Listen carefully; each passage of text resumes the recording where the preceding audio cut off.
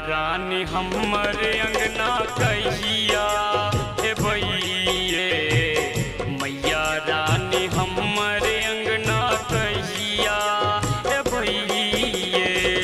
दुखिया के दर्शन मैया कहिया देबइये, मैया रानी हमर अंगना कहिया हे भइये, मैया रानी हमर अंगना कहिया हे भइये।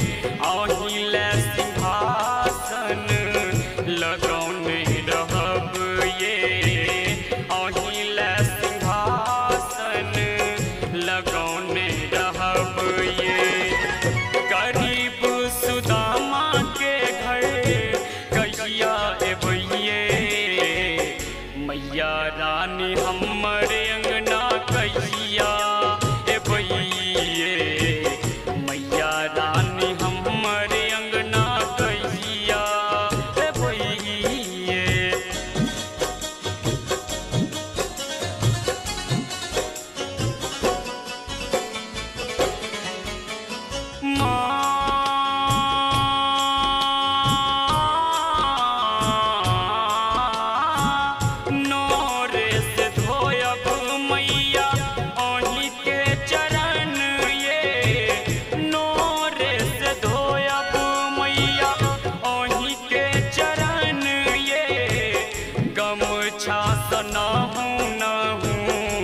पूछब चरण ये गमछा सनाहू नहूँ, पूछब शरण ये अभागल ससे